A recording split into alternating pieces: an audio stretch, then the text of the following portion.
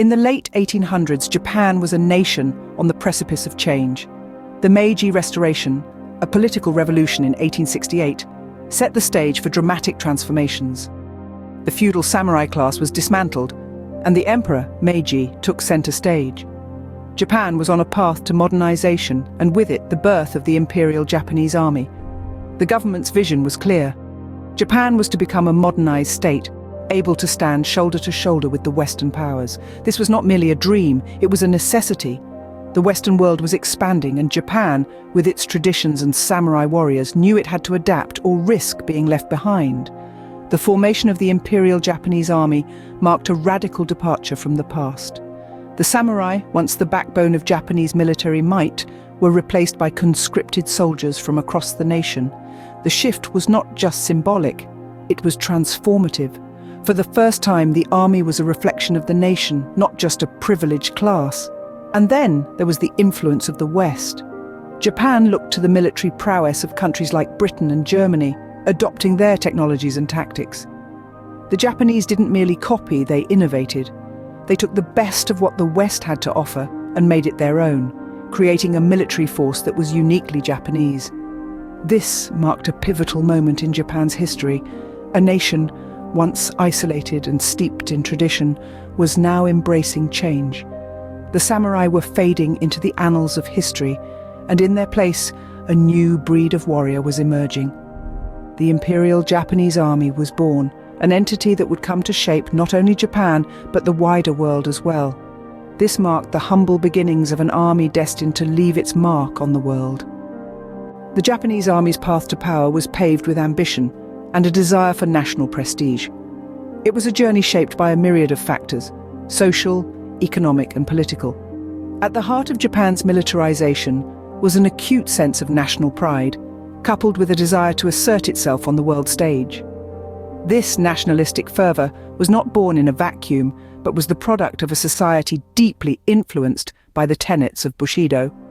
This samurai code of honor, emphasizing loyalty, courage, and self-sacrifice, was ingrained in the psyche of the Japanese people, providing a fertile ground for the rise of militarism. Economically, Japan was on the rise. The Meiji Restoration had transformed the country from a feudal society into a modern, industrialized nation. This economic growth fueled the nation's military ambitions, providing the necessary resources to build a powerful army. But it wasn't just about resources. The newfound prosperity had given the Japanese people a taste of what was possible, and they wanted more. The political landscape, too, played a pivotal role. The victories in the Sino-Japanese and Russo-Japanese wars had not only bolstered Japan's military prowess, but had also significantly elevated its international standing. The world had taken notice of this small island nation, and Japan was eager to maintain, and indeed, enhance this reputation.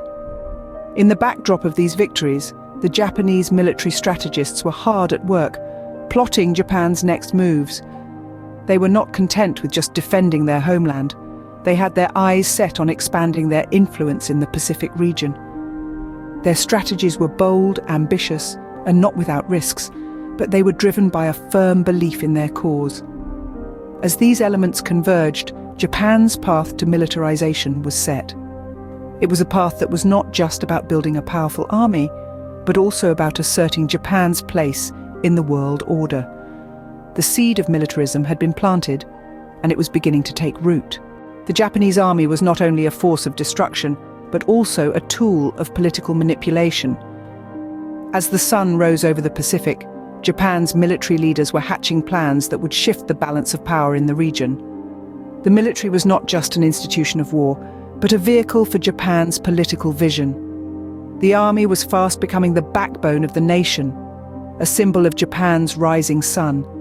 It was a velvet glove that concealed an iron fist, a force that was as much about political maneuvering as it was about military might.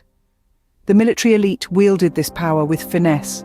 They understood that to achieve their ambitions they would need to play a delicate game of chess, moving their pieces strategically across the board of the Pacific.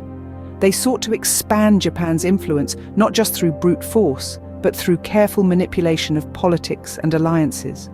The colonization of Korea and Manchuria was a prime example of this strategy. These territories were not merely conquered, they were absorbed into the Japanese Empire. Korea was annexed under the guise of a protectorate, a move that allowed Japan to extend its influence without openly declaring war. In Manchuria, the army capitalized on local tensions to establish a puppet state, a move that gave Japan a foothold on the mainland. But this was not just about territorial expansion. It was about forging a new identity for Japan, one that was rooted in military prowess and imperial ambition. It was about projecting power, not just on the battlefield, but in the corridors of power. The army was instrumental in this transformation. It was the iron fist in the velvet glove, a symbol of Japan's growing ambitions. It was a force that was as much about shaping Japan's destiny as it was about winning wars. The Japanese army was becoming a chess master, adept at playing the game of power politics. It was a velvet glove that concealed an iron fist, a force that was as much about political manipulation as it was about military might. The army was becoming a symbol of Japan's growing ambitions, a velvet glove concealing an iron fist. As the 1930s rolled in, Japan was fast becoming a nation under arms. The land of the rising sun was witnessing a rising tide of militarism, fueled by a complex cocktail of socio-economic conditions. The Great Depression of the late 1920s had left a lasting impact on Japan's economy. Silk and rice, the nation's primary exports, were hit hard. As the economic hardship spread, so did discontent. An increasing number of Japanese people were ready to follow anyone who promised a way out of the economic quagmire. The army, with its disciplined order and promise of national pride, seemed to offer just that. Enter right-wing nationalism, a potent political force that saw Japan's destiny as a world power. This ideology was driven by a belief in racial superiority and a divine mission to bring a new order to Asia under Japanese leadership. It was a powerful narrative that resonated with many, especially against the backdrop of a struggling economy and a perceived lack of respect from Western powers. The right-wing nationalists found fertile ground in the military, and together they began to exert a significant influence on the government. Political assassinations and coup attempts were not uncommon during this time, stoking fear and consolidating the military's grip on power. Meanwhile, the civilian government, weakened by political infighting and corruption, was unable to resist the rising tide of militarism. The military, in turn, used this opportunity to further expand its influence, promising stability, prosperity, and a restoration of national pride. However, the path that Japan was embarking on was fraught with danger. The aggressive military expansion was causing alarm among its neighbors and the Western powers. Japan's actions were destabilizing the delicate balance of power in the Pacific region and sowing the seeds of conflict. Japan was charging headlong into a future dominated by the drumbeat of war. A nation under arms, driven by a potent mix of economic desperation, political ideology, and military ambition, was on a collision course with history. The stage was set for a conflict that would reshape the world and leave a lasting legacy.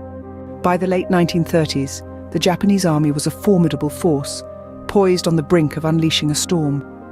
Japan had become a nation under arms, its military muscle flexed and ready, its ambitions set firmly on the Pacific horizon. This was not the result of a spontaneous burst of aggression, but rather a carefully planned, long-term strategy, born out of a complex web of socio-economic conditions and political maneuverings. The Japanese army had become the driving force of the nation's foreign policy, its influence reaching far beyond the battlefield. It was an instrument of power, a tool for expansion, a symbol of Japan's burgeoning imperialistic ambitions. But this was not a path chosen lightly. It was a course dictated by the harsh realities of the era, a nation struggling with economic hardship, a people yearning for respect on the global stage, a leadership determined to carve out a place for Japan in a world dominated by Western powers.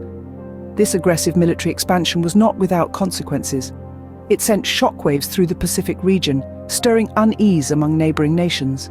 It heightened global tensions, casting a long, menacing shadow over international relations.